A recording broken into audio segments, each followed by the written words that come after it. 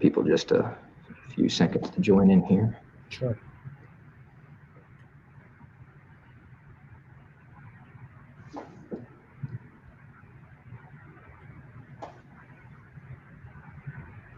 Great. Good evening, everyone. I'm Paul Kegabine with the Garland County Library in Hot Springs, and I'm here this evening to discuss the ongoing COVID-19 pandemic with a special guest. We're here for the next hour with Dr. Jose Romero, who is our State Secretary of Health at the Arkansas Department of Health. I'm sure many of you will recognize him from his numbers briefings and Governor Asa Hutchinson's weekday COVID-19 updates if you watch those on YouTube like I do. So good evening, Dr. Romero. Thank you for joining us. Good evening, and thank you for having me. It's a pleasure to be here, and I hope to answer the questions that your citizens have. Absolutely. Thank you for that. Before we get started, I do have a special reminder for our community. This Thursday, in collaboration with our community partners at the local offices of the Arkansas Department of Health, the Garland County Library is going to host a free COVID-19 drive-through testing clinic in our parking lot from 4 to 8 p.m. I want to emphasize that the test will be taken immediately to the ADH in Little Rock for priority processing. So if you think you have any reason to get tested, you can do so from the safety of your vehicle here at the Garland County Library this Thursday from 4 to 8 p.m. So today we're here to talk about COVID-19 with Dr. Romero. So please ask your questions in the Facebook feed, and we'll get to as many as possible this evening. So while I'm giving you guys in the audience a chance to ask your questions, I'm going to kick things off with a few introductory questions. So first of all, Dr. Romero here was appointed to the position of Arkansas's Health Secretary by Governor Hutchinson just about a month ago now, when his predecessor, Dr. Nate Smith, accepted a position at the CDC. So congratulations, Dr. Romero, and I'll start by asking you how the transition into your new responsibilities has been for you. It's been good. It's been interesting.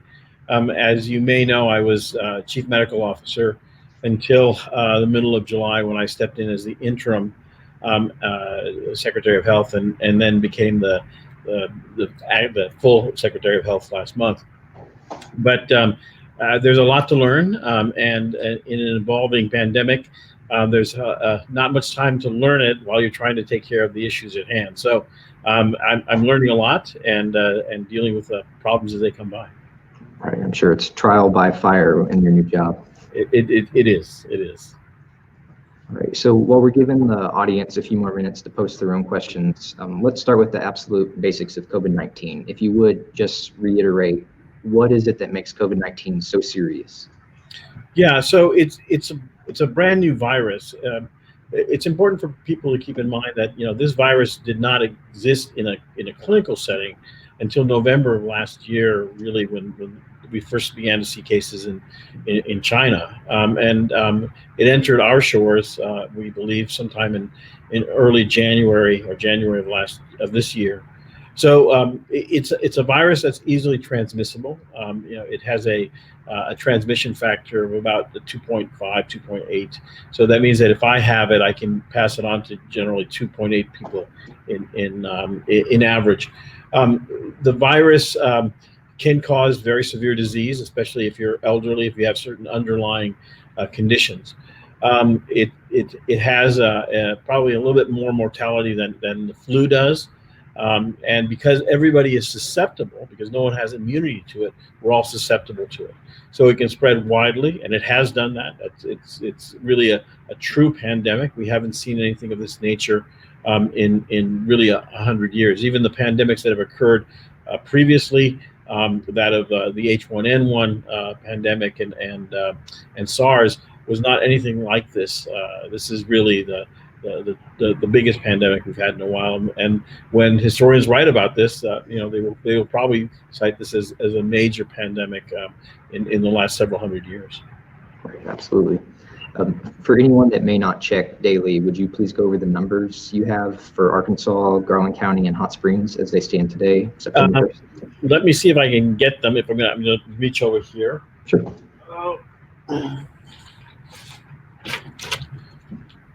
So I don't have the actual numbers for you today. I'm sorry, I didn't come prepared to do that, to give you the actual numbers. But I can tell you that as you probably know, if you didn't watch the feed today about the press conference, I'll go over those numbers for you. Currently Arkansas has 61,497 total cases of COVID in the state. And we've had, unfortunately, 814 deaths. And our most recent deaths have totaled 17 in the last 24 hours. Our hospitalized individuals has decreased significantly from several weeks ago. We were above 500. We're now down to 423, and that is good. It tells us we have more bed reserve if we have more cases in the future. Also, it appears that the individuals that are hospitalized may be a little bit less sick than before, in that they're not on a ventilator, and that number has dropped well below 100 now. It's 85. We still have some counties that have significant numbers of cases, and unfortunately, Pulaski County has always led the field in that. It's the number one county with the number one case. It's the number one county with cases. Other counties are Benton, Sebastian, and Washington counties are really in the top four. So I think at this point, actually, Gavin is passing some numbers on to me. Here we go.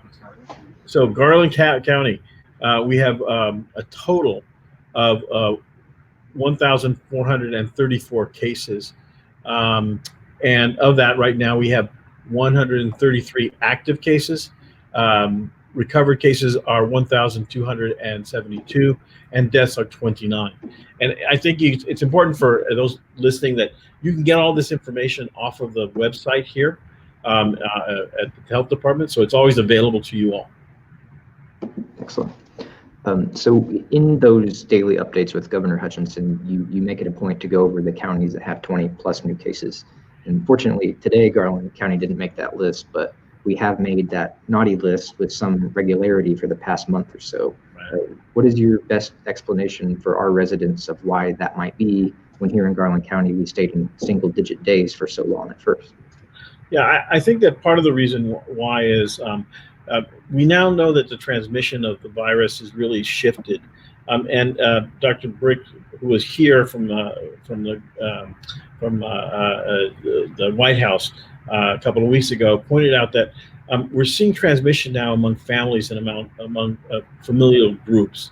And I think what we're seeing is that people are sort of relaxing themselves around each other. In other words, they say, oh, he's part of my family, it's a relative, there's a less of a risk. And so we're seeing it transmitted in that setting. Previously, we had been seeing it in larger groups. Now, there are challenges that we're seeing, and that challenge is the opening up of universities. We are seeing currently, as I mentioned earlier today on the broadcast, that U of A, University of Arkansas at Fayetteville, is seeing an increased number of cases right now. We have some cases at the University of the Ozarks, and we're looking into that. So it really is a lack of adhering to the three things that I've always talked about. And first of all is the masking, right? The masking protects you, protects the other person more than it does you. Washing of your hands and social distancing. And that's really what has allows, when you break those three ground rules, then you get into the risk of transmitting it. Okay. Well, I'm going to move over. We do have some audience questions coming in now. So Great. Let's start with Mike. He would like to know how legitimate is it for a COVID positive person to not spread it to his family within the home? Yeah, so you can, I mean, there are ways of doing that. And the most important one is isolation. So we realize the challenges of isolating within a home, but if you become positive, then the recommendation is that you isolate yourself from your family in an area of the house where you alone are, that you stay in that area, not expose the other persons to the virus, that your food be brought to you, and that when you use things like the restroom, the bathroom, and take a shower, that you sanitize all that area so that other individuals do not become infected. It is possible. It is possible to prevent transmission within a family. And masking is certainly part of it. It's been shown in a number of clinical studies that in households where masking is used as part of this, it's a very important part of this protocol for preventing transmission, it works. Another question from Mike is it common to have the antibody test come back negative, but further testing show a PCR being detected? Yeah, that's a very, very good question. So, let me use that as a springboard to talk about the three types of tests we have. So I think that's really important. Mike asked a great question. So we have three different types of tests to say whether somebody has COVID infection. The principal test is the PCR test, and so if you think of the virus as a ball, and the outside of this ball is protein, the inside is the nucleic acid genetic code. The PCR test detects the genetic code. It's the most sensitive test we have, and that requires that you actually have the virus in your body at the time. Then the other test we can use is called an antigen test, and the antigen test tests for the protein of the virus. So again, you have the virus inside of you, the virus is growing, and you can find the protein. Those are usually the basis for these rapid tests. And then lastly, there's this antibody test. And the antibody test relies on the ability of the body, you yourself, to make antibodies against the virus. So think of it as compared to something we already know, like tetanus shots, right? If you get a tetanus shot, you develop antibodies to the protein tetanus. And that is there, but it doesn't mean that you have tetanus. The same thing with the virus. If you have the antibody test, it doesn't mean that the virus is in your body. Now, the issue of how soon it turns positive after infection is the question that Mike is asking. And that is, it may take up to a week for you to start to get antibodies that are detectable, so that it's less sensitive for acute infection, detection of acute infection, than any of the other tests that I talked about, than the antigen test or the PCR test, which is the most sensitive. So up to a week, and then those antibodies will persist for a while, they'll last for a while, and then fall off. So we don't use the antibody test to diagnose somebody with acute infection. We can use it to see if they've had infection in the past, but there are a lot of little caveats that go into it, because some people can get an infection and have no antibodies develop. Other people can go several weeks without developing antibodies and then develop antibodies after infection. And some people can have only a short period of time where they have the antibodies in their blood. So it's really a mixed bag in using it for detection. You're probably going to hear about in the near future what are called serologic testing of the public here in Arkansas, sero surveys, in which the leftover blood that people donate for doing a laboratory test or study can be tested to see if there are antibodies in it. And if we test enough of those, we can get a general idea of how prevalent, how frequent the virus is found in the community. So you'll see some results coming out of the University of Arkansas for Medical Sciences in the near future, and we will be doing also, the Arkansas Department of Health will be doing a seroprevalence study also in the future. Thank you. We have a question from Aaron. There's been a lot of debate over the best kind of face mask to wear, between masks and face shields. What does science tell us right now? Yeah, so we're really starting to get a lot more information, and let me take this as let me make a little commercial break in here. So a lot of things seem like the scientists don't know what they're doing, or that there's a lot of conflicting information. That's because we're learning a lot. Remember, we knew nothing about this virus as of 9 months ago. So a lot of what we start with sometimes gets changed, and masks are a good example of that. So we said, mask your face, right? Wear something, a cloth, a paper mask, a surgical mask, and that's what we would recommend. We now know that not all masks are created equal, right? So the best mask is a multiply a cotton mask. So 2 to 3 layers of cotton are good for that.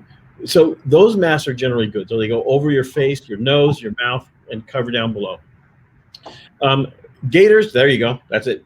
So gaiters are really cool. I mean, I thought, I was thinking about getting one because, you pull it over your head, you wear it, and it lays down by your neck, and you just pull it back up.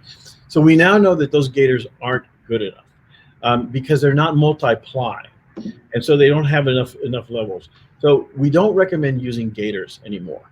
Now, if you do have a gaiter and that's all you have, then try to fold it, double it, or triple it around your face so that it covers you and gives you that protection. Least effective of all, one of the least effective of all are the valve masks, right? Those also look really cool because I thought, again, you have this little valve here. It looks really, really neat. The problem is that when you cough or sneeze, you're blowing out through that hole.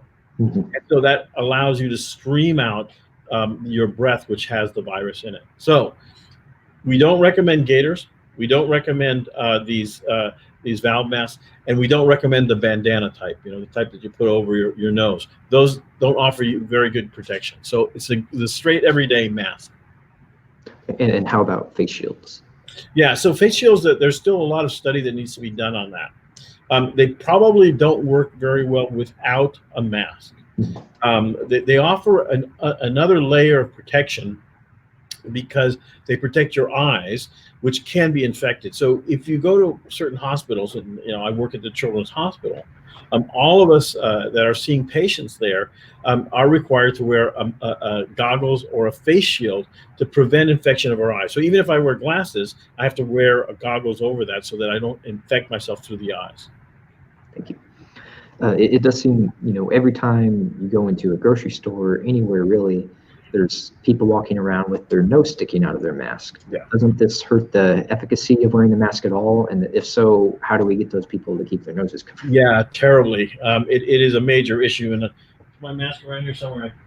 I can't find my mask at this moment, but I was going to give you an example of how not to wear it. So in order for this mask to work, it has to cover your nose, your mouth, and really go down around your chin. And that is because the mask works primarily because it limits your ability to spread the virus to somebody else. If you're wearing it below your nose, right down here, then you're still exhaling your breath, and your breath can contain the virus. If you wear it, effectively so that it's too loose, then everything blows out the side or blows down the bottom. So you want it snugly around your face, covering your nose, your mouth, and your chin. And unfortunately, you're right. I mean, I took a flight last week to the CDC, and I'm in the airport, and there are people that are wearing the mask down below their nose. I make a point of sort of telling people maybe you want to wear that over your nose, but some people take offense to that, and but really you need to remind them the best way to wear it. Thank you. We have a question from Eddie, who says that flu season is coming up. Is it possible to test positive for the virus but actually just have the flu? So if you get a test that's specific, like the antigen test or the PCR, if you test positive for COVID, you have COVID. The two tests don't cross-react. So in other words, the test should not pick up flu. The COVID test should not pick up flu, and the flu test should not pick up COVID. They're independent of each other. That might be a good jumping off point. What about false negatives? Is that a common thing? Or? Yeah, it's not infrequent. So all tests we run have what's called a specificity and a sensitivity, right? So sensitivity is how sensitive it is to pick up the virus, how much of the virus it can detect. So the more sensitive the test, the least amount of virus you can pick up. Specificity refers to the ability to be specific for the virus. In other words, if I test, it's going to be positive only for the virus and nothing else.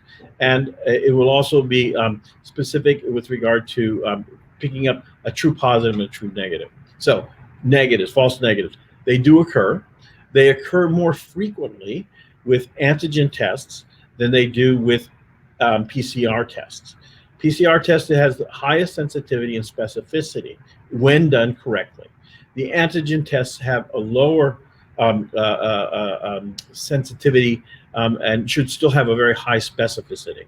So that's the problem with them, is that you may not get you may still be infected and have a false negative. Now let me say a little bit about that. So the gold standard for diagnosis is a PCR test. That is considered the best test. If you do an antigen test, if the antigen test is positive, then you are considered to be infected. You don't have to do any more testing.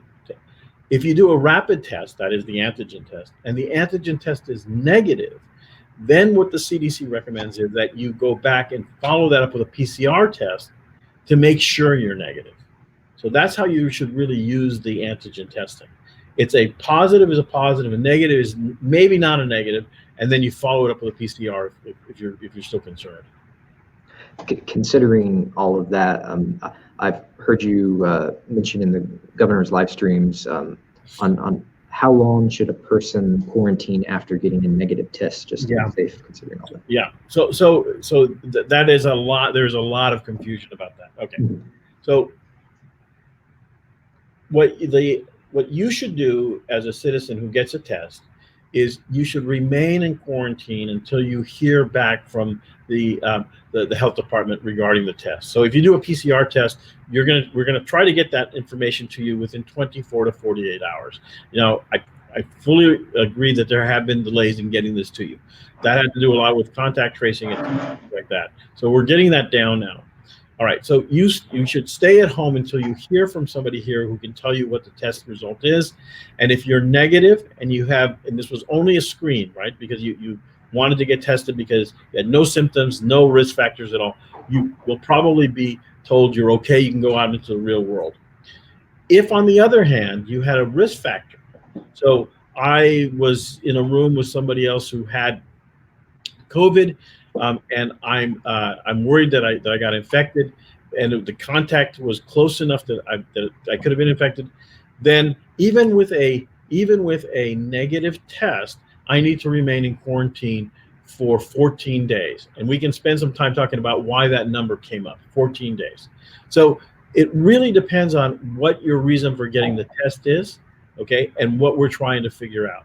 In general, if you're just walking in off the street to a local health unit and you want to get the test, just wait until they give you the result, and then the contact tracer will tell you may go about your business. If you have a reason for getting that test, that is that you were exposed, you have symptoms, or you traveled somewhere where there could have been a lot of COVID and you're being screened, then you probably need to stay in isolation. Now, if the reason for the 14 days, most people after being infected, will develop symptoms by day 5, right? By day 5. But there is a percentage, and it gets less and less the further out you go, that will take up to 14 days to show the symptoms. And that's why we put people in quarantine or isolation for 14 days when they don't have disease, right? If you have disease, it's 10 days, but it's 14 days if you don't have disease. We have a couple questions from Taylor here. First, she asked, has there been any further research on whether or not you can get the virus twice or multiple times? That's a great question. Wonderful question. Obviously, your listeners have done a lot of work on this and reading. So there's now clear evidence that you can get this twice. It doesn't seem to be that it's very frequent. But again, that goes back to this issue of having the antibodies, right? Did the person that got it the first time, did their antibodies hang around long enough to protect them? Was it short-lived? So yes, you can get it twice. It doesn't seem to be very frequent when that occurs, but it can occur. Okay. And what was the other question? She also asked, is there any concrete evidence on the long-term effects of the virus? Yeah, so the virus does have some long-term effects. And that's really, I think, one of the very strange things about this virus, because it can affect your respiratory system. It can cause hypercoagulability, which means that you can form clots inside your blood, even though there's nothing wrong with you. We know it can attack your kidneys. It can attack, there's some evidence to suggest that there's some neurologic dysfunction from it.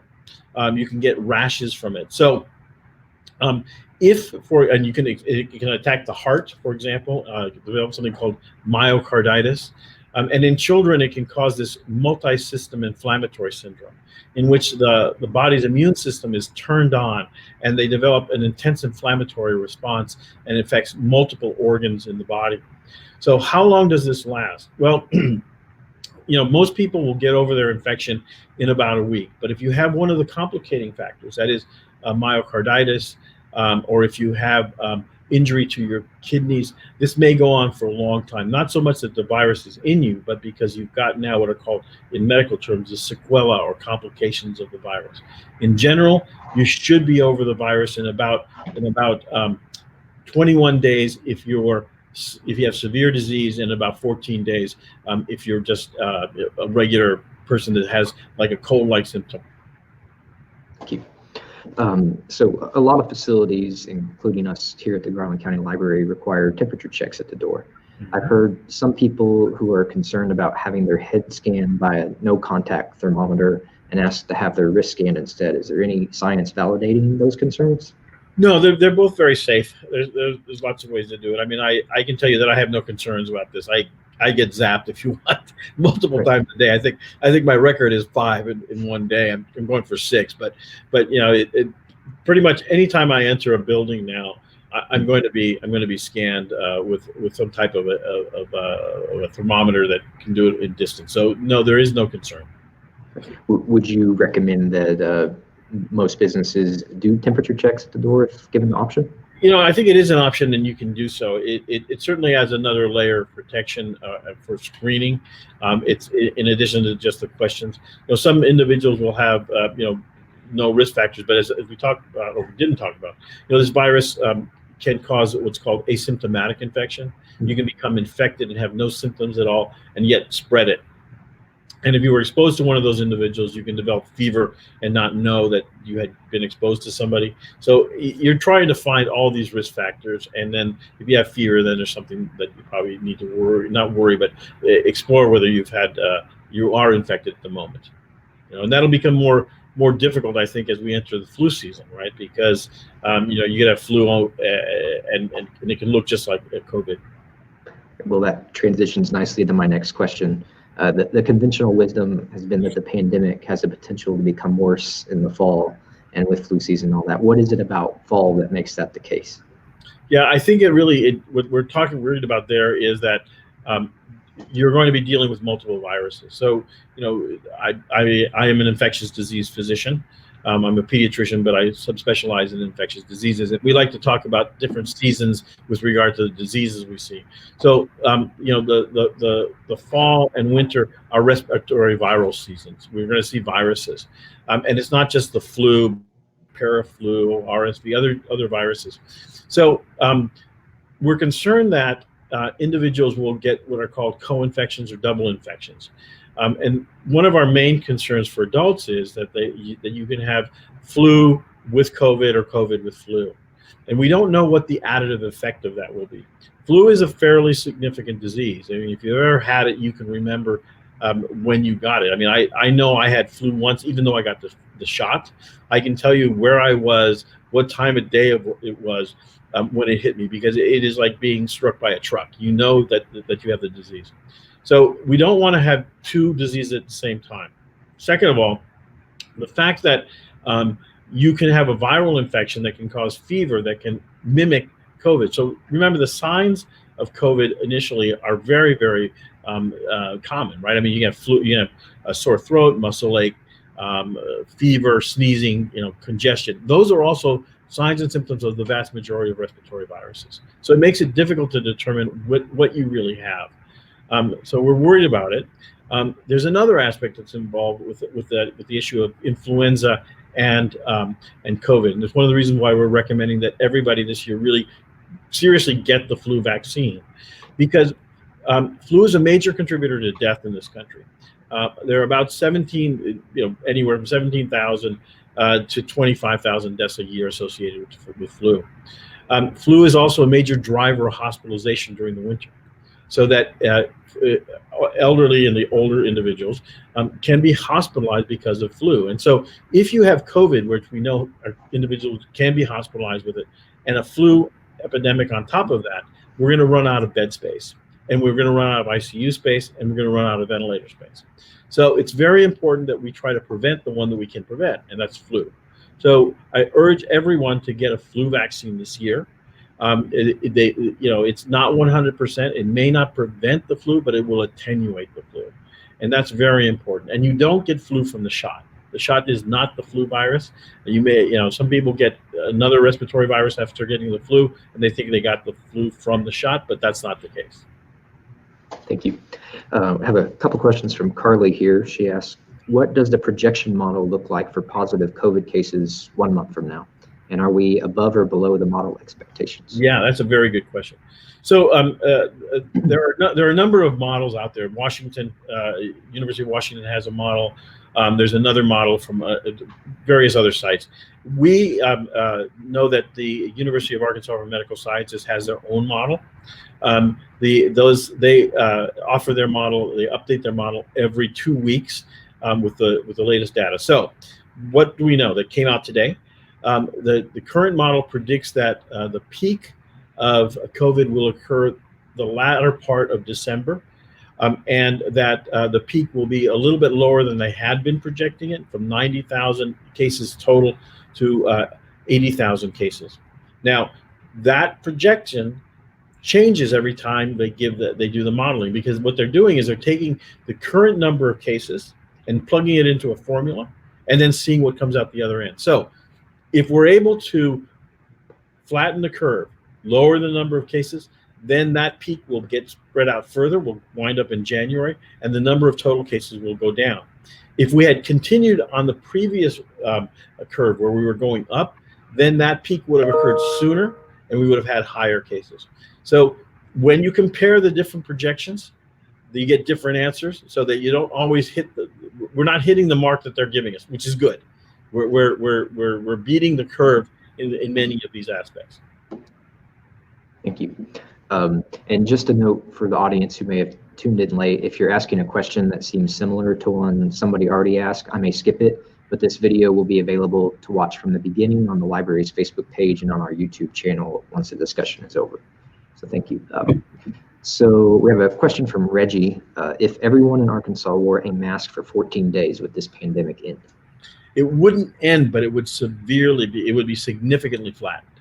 So I wish it would end, but it's still, there's always going to be a background amount of this, because even if you're wearing the mask, it doesn't prevent total transmission, right? So you will get some transmission, but you can flatten the curve significantly. The Europeans showed that was possible. There are states within the country that have very low rates of infection because the people are using the mask, and really that is the key to doing this. I've gotten so used to the mask now that if I leave my house to walk my dog, literally, I feel like something is missing if I don't have the mask.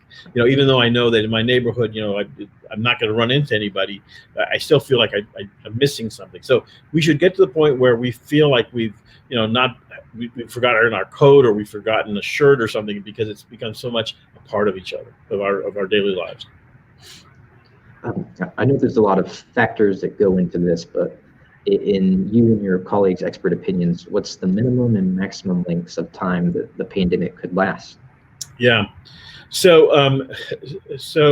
I think it's easier to predict the longer time, and I think that would be another year to 2 years from where we are now, depending on what is done, right? So if nothing is done and you let everything just burn out, right, you're probably looking 1.5 to 2 years, because that's what it'll take for everybody to become infected.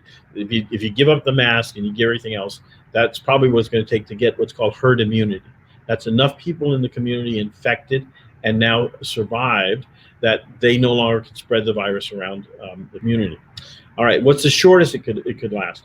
Well, I think that if we have an effective vaccine with appropriate uptake, and we continue with appropriate protection measures. Again, I'm going to sound like a broken record. The mask, social distancing, and hand washing. We probably can bring this under control by next summer to next fall. And a lot of that has to do with the amount of vaccine that's available, because although we've got this project called Operation Warp Speed, initially there won't be a lot of vaccine. There'll be a small amount, but over the next few months, they'll be generating enough vaccine so that there's enough to go around for the entire country. Thank you. How long do you think it would take for an effective vaccine to be distributed? Yeah, so I think that there should be a sufficient vaccine, I think, for the adult population, at least by the middle of next year. Now, there are trials that need to be done for children. Right now, they're focusing on the adults. We still need to do trials on children to make sure the vaccine is safe and effective in children. That's another group. And we're always more careful with kids. I mean, that's just the nature of the beast. We always want to protect the children. So, any vaccine that comes out usually is looked at, first of all, is it safe in the studies for the experimental models, and then is it safe in adults, and then let's go test it in children. So we're going to make sure that the vaccine is safe for adults, and then we're going to give it to adults, and then we're going to do the vaccine trials. So I think that we should have enough vaccine for adults sometime by May or June of next year. So speaking of children, let's move on to schools now. Different school districts and states around the country have had a variety of plans for reopening. What was it that made Arkansas make the decision to reopen when other states had kind of negative results on their first weeks prior to us? Yeah, so that was a decision that was multifactorial, and really the governor was key in this issue of moving education forward. Secretary Key played a big role in this, and we also weighed in on this issue.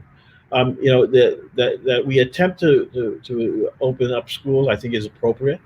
We have three different ways of learning, right? We can have in classroom options. We have a virtual option, and we have a blended option.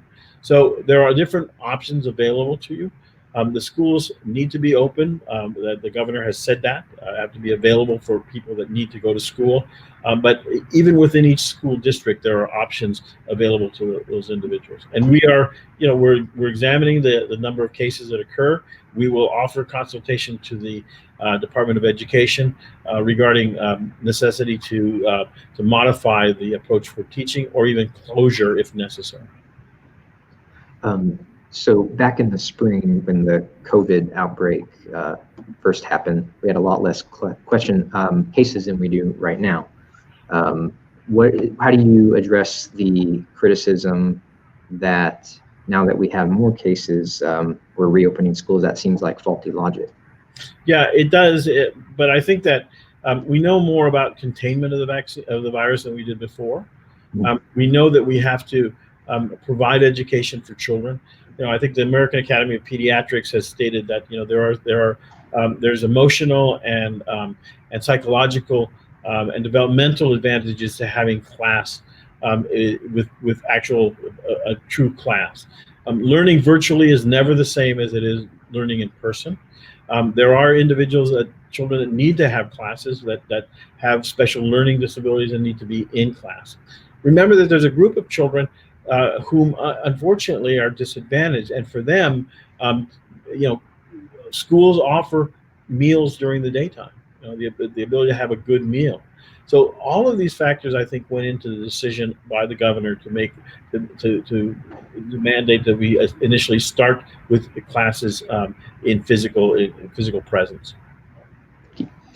Can you go over the general plan for what happens when schools do have positive cases? Yeah, very, very much. Okay, so we play an active role in that. So when the school is told of a case or suspected of a case, there is a person at each school who's a point of contact, and that person will get the name of the individual, the child, and a list of possible children that have been exposed, and contact the health department immediately. Then also the child will be tested either at their physician's office using a point of care rapid assay, and if the physician doesn't have that tool, then they can go to a local health unit. Every county has a local health unit, and those local health units have point of care testing available to them, so they can test the child immediately and see if the child's symptoms are those of COVID or not. Okay, so if it's positive, okay, that test, then the child has COVID. If it's negative, then we'll back it up with a PCR, like I talked about before. It's an antigen test, needs to be backed up, and we will process it at the health department within 24 hours. So I'm walking you through the process. That test, that result, if positive, will be handed off to what's called a contact investigator. That person then will go back and call the parent and say, your son or daughter is positive or negative. If they're positive, then they'll instruct the child and the parent about quarantine, and the next person to contact them will be a contact tracer. The contact tracer will get this whole list of who have you been exposed to, where have you gone, and then we'll make a decision about whether we need to identify other people. Those kids that were exposed in the classroom, remember that list that they sent us, those children will also be contacted by our contact tracer and the investigator, sorry, and also begin to set up the testing that's necessary and initial quarantine or isolation. Thank you. So we have a question from Lainey. As someone with autoimmune issues, what can I do to help protect myself beyond masks and social distancing? Yeah, the best thing there is really to avoid crowds, right? That's the best thing. Outside of those things that we've talked about, washing your hands, sanitizing your environment, avoiding crowds, using a mask, right? Those are the issues that you can do. There's not much more. There's no way to boost the immune system. You know, it's prevention, being proactive, and avoiding that as much as possible, avoiding any type of situation that could put you at risk. A couple questions from April. Since the death rate here in Arkansas is almost under 1% and 3/4 of the deaths are in people over 65 or have 2 or more existing comorbidities, at what time do you think it's safe to open the state? Yeah, I think we're far from that point at this moment. You know, we still have active transmission in our communities. If you follow the curve, you can see that it doesn't stay down completely. It's trending downward, but we're still seeing spikes. So I think that it's going to be quite a while yet before we can open it up all the way. You know, the governor decision was not to shut down, right? We never really fully shut down like California or other states. So we are functioning, but not at full tilt, if you will. I think it'll be a while before we completely open up. April also asks, the flu vaccine was only 40% effective last year, so couldn't we expect the same efficiency rate for a coronavirus vaccine? Yeah, so the federal government has established what the minimum effectiveness will be is 50%, right? So for a vaccine to be approved, it has to have 50%. Certainly, we hope for much higher than that. And she's bringing up one of the issues about the vaccine. We don't know what it is, right? It's a new vaccine. And the vaccines, there are currently 8 vaccines that are in the pipeline in the United States for development. There are over 200 vaccines worldwide. You know, there are 2 vaccines now that are approved. One is in China being used in their military, and the other is in Russia, which is being used for their public. So we don't know what the efficacies will be until several more months down the line. We think that the FDA thinks that with 50% efficacy, that should be appropriate for bringing this under control. But certainly we would like to see efficacies much higher than that, you know, 70, 80%. I mean, I would like to see this like a regular vaccine for children where we're looking at least 85%. But again, we don't know what's going to happen. Question from Raina, which community or communities is the ADH most concerned with at the moment? Well, we're concerned with all communities. You know, there isn't one in particular that we're focusing on. We know that each community, that certain communities have certain challenges more than others. So we know that essential workers, for example, come from Latino communities, Marshallese communities, African American communities. Those individuals are at risk for infection because of the work that they do. We know that certain populations have a higher degree of comorbidities, right? We talked, one of the citizens asked a question about comorbidities. So we are, in general, we're not focusing on one in particular. We're focusing on the entire community and trying to explain to everybody the importance of the virus as it affects them. Even if you're perfectly healthy, there's a risk to your health, long-term health, and there's a mortality rate associated with it. And you know, yes, there isn't a high mortality rate, but if you as was shown by the governor, you know, we can still have significant death depending on the number of comorbidities you have and age, right? Age really, as you get older, your risk of dying increases significantly. I've seen something trending lately where people say that the death rate is only 0.004% of the population, but that also includes people who haven't tested positive for the virus. Can you explain why that might be bad math? Yes, because what you really want to know is you don't want this to happen, but you'd want to get everybody infected and then see how many people die from it, right? Right now, we don't have those numbers. We know that the mortality rate is higher than is acceptable, but if everybody were to get it, we would be seeing a lot more mortality rate. And if you look at across the country, right, across the country, 40% of all people that die in nursing homes or are in the elderly. And that's because their age and their comorbidities place them at high risk. So those populations are at particular risk. And if you just say, hey, it's not a problem, they're the ones that are going to have the highest mortality rates. Thank you. Got a couple questions from Zach here. What are the directives for school sports such as football, and why are they so relaxed compared to other school programs? Yeah, so sports has been a big discussion, and we the governor felt that it was important that we try to move forward with this, and we came up with a recommendation. The Arkansas Department of Health, along with the AAA, came up with a recommendation for going forward with this. So there is a risk of transmission.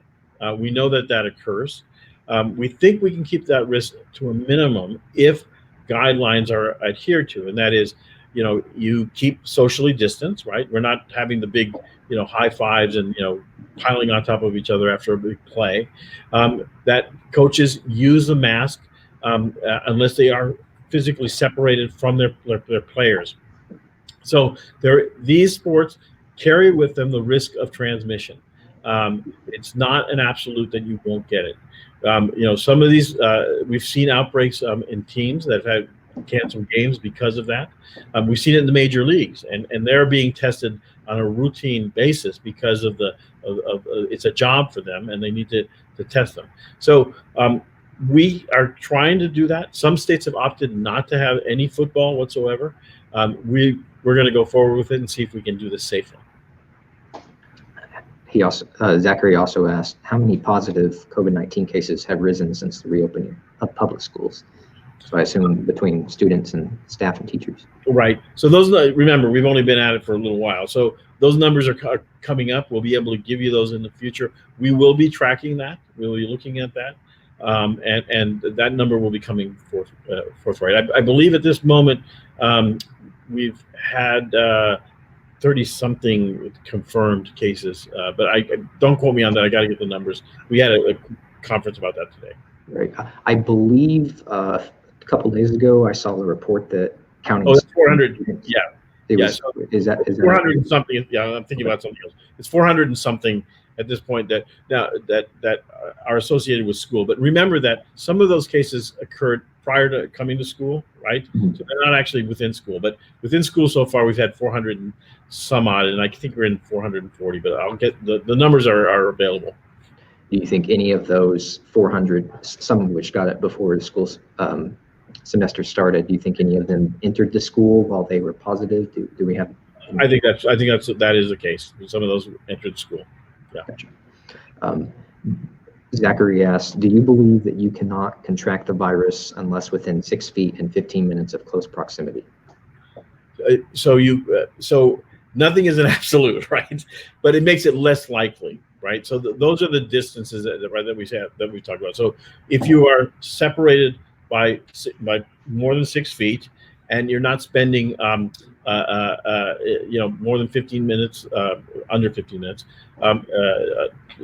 with that individual, then the risk of getting the virus is much, much less. But it's not absolute, and that's why when the contact investigator and contact tracer talk with the individual that could have been exposed, they're looking at those issues, right? Because the issue of exposure is also cumulative. So if I'm exposed to somebody who has the virus, but I'm exposed multiple times a day, that totals 15 minutes, that's significant, right? If I'm exposed like only once for 5 minutes, that may not be significant at all, but it could be significant if I'm up close and whispering in their ear or they're whispering in my ear. So the contact investigator really needs to get down into the weeds about what the exposure was like. All right. We've got about 10 minutes left, so if anyone has any last minute questions, be sure to get them in now. But got a couple of tough ones for you here before we end. You and Governor Hutchinson have said there's not a strong correlation between the positive cases and people going to businesses like restaurants and bars and gyms. But all of these cases have to have originated from somewhere outside of the home. So even if most of the further spread is between people you live with or visit, somewhere along the chain, didn't someone have to get it from going out in public? Right, they do. And so what we're trying to say with that is that we're not seeing clustering. That is, I can't, my investigators, my epidemiologists can't say, hey, they went to, I'll make up a name, I don't know, the Golden Grill or something, or, I don't know if there is a Golden Grill, please forgive me, but you now have, 15 cases that arose because they went to the Golden Grill that day. That's the kind of clustering. People move around. You're right. I mean, if you ask, have you been to the store? Well, yes. But that doesn't necessarily mean that you picked it up there. You picked it up somewhere else. What we're looking at is primarily clustering of the disease. So when I talk about clustering in nursing homes and reporting deaths, we're going to see deaths in the nursing home. We know that the deaths are associated with it, but we're really looking for this thing of clustering. Where are you seeing them? And there are reports, all over the place about, somebody went to a party, for example. There's a good example. So you had a frat party or something like that, and now you have 100 cases from that frat party. Well, that clearly is linked to that party. It seems like at the beginning of every week, the results from the weekend are coming in, and less people seem to get tested on the weekend. So there's a trend of there being less cases announced on Monday and Tuesday compared to later in the week. Are you concerned that gives people false confidence that the numbers aren't as bad when they change later in the week? Yeah, so we try not to focus so much on the first 2 days of the week. It's the days after that really tell us what's going on. And remember, the governor presents something called the 7-day rolling average. The 7-day rolling average is the average of the entire period, and the weekly average. So those numbers are the ones that give us the most information, because they normalize out this dip downward and then a higher rate that occurs later in the week. I have a question from Chris. The pandemic seems to have highlighted a number of socioeconomic weaknesses in the country and state. What suggestions do you and your colleagues have that we as a community could work toward moving forward should we be faced with similar situations in the future? Sure. I think that the healthcare system has begun to understand this blatantly. I mean, we've known of these discrepancies in the past, but this has really slapped us in the face and made us say, how are we going to change this? So how do you address this issue? Well, let me talk about it from a medical point of view. We have in place now telemedicine and telehealth, something that really was not adopted in the past. I can tell you right now that about half my clinic time, I still am a practicing physician, half of my clinic patients are seen by telemedicine or telephone calls. And I think that is something that is going to go forward in the future. We will be able to reach out to populations that we couldn't in the past. To come and see me, parents have to drive up to 3 hours, and that is for a half-hour to 45-minute visit. That can be a major problem or impediment to medical care. Now I don't have to worry about that. I can pick up the phone, I can talk to them, I can get the information, I can send the child to the laboratory near them, get the test done. If I need to see the child, I can see them on Skype or whatever we're using at the time. We would not use Skype, but we use a secure platform. So I think that's going to change a lot in the future. I think we need to address the issue of healthcare at those communities directly. That is, offering more local healthcare than we have in the past. And I think that this is a wake-up call. And if we can begin to address this issue, we can begin to get rid of these discrepancies and really look at them in a hard light, which we have not done in the past. We just have not addressed them. They've been here for decades, and we need to address them now. Otherwise, the next time we have another pandemic, we'll see the same thing. We've got kind of some tough questions about schools here. Caitlin asked, how many student and teacher deaths related to a school outbreak would be acceptable before we have to close schools again? Yeah, well, we haven't seen any teacher deaths or student deaths at this point, and I don't want to skirt the answer by saying but we'll take these individually. We'll look at the cases as they occur.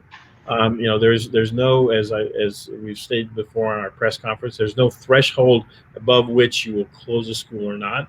This is a decision that's made by the Department of Education. We offer consultation, and then we come to an agreement about what the best way to do it is. Question from Gary: If we should contract COVID-19, what treatment do you recommend? Yeah. First of all, don't wait. One of the reasons we have higher death rates in some populations is because they wait too long to go to the doctor and to go to the hospital. So we now have some therapies that do show efficacy.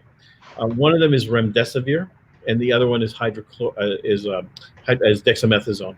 So remdesivir has been shown now to be so successful, and it doesn't shorten it a lot, but it does make a difference. That before the FDA had said that the indication for receiving it was in severe disease, they changed their recommendations so that last week anybody who is hospitalized should receive remdesivir immediately. Other therapies, dexamethasone. So dexamethasone is a cheap meaning inexpensive, a therapy that definitely has been shown to reduce mortality from the virus.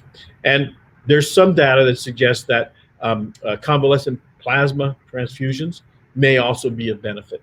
So first and foremost, it should be seek medical attention early. If you think you are getting worse, if you're having more difficulty breathing, then go to the emergency room or talk to your doctor first. They will hospitalize you as necessary, and therapies are currently available. And we have a good supply of remdesivir in this state, and dexamethasone is without shortage at this point.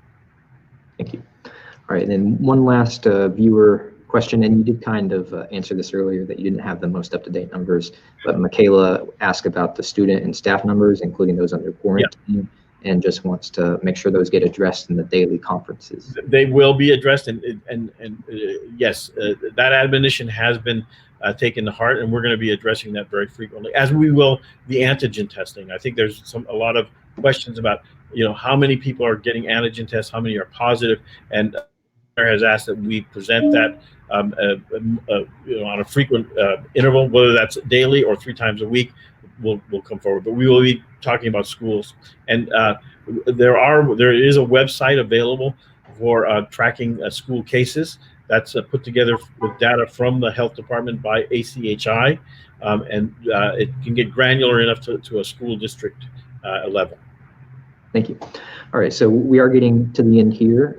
So I just want to remind everyone here at the Garland County Library, we're having a drive-through COVID testing site here this Thursday from 4 to 8 p.m. So before we say goodbye to you, Dr. Romero, I want to give you a chance to give any closing remarks you wish to, and maybe address people on how they can be safe on this upcoming Labor Day weekend. Yeah. So I want to say that the president has used the term that this is a war. I think it's an interesting analogy, and we've been through wars in the past as a nation, but the reason we were successful in both world wars is because we all pulled together. The sacrifices we all made were for a common goal, and that common goal was to defeat the enemy. We use the analogy of a war, as been mentioned by our president. Then we need to pull together. We need to protect each other. We need to do what we can to prevent the transmission of this virus. The answer is in our hands. We need to just move that forward. I want to really remind you all that we're coming up to this weekend. People are going to want to have a good time and party. We're still not back to business as usual. And we have to keep in mind that the 3 tenets that I keep saying over and over again, the mask, washing of hands, and physically distancing are the most important thing. And if you do that, you will protect yourself and protect others. So try to enjoy yourself over the Labor Day weekend, but remember, we still are in the middle of a pandemic, and we can't let our guard down. All right, Dr. Romero, I want to thank you again for being part of this evening, this event, and answering as many questions as we could get to. It was a real pleasure and nice to virtually meet you and very informative. So hopefully we'll meet again under better circumstances. I hope so too, and thank you very much for allowing me to speak to the public. And we're here for you, and we are here to make your health and your and welfare better. Thank you very much again. Thank you. Have a good evening. You too.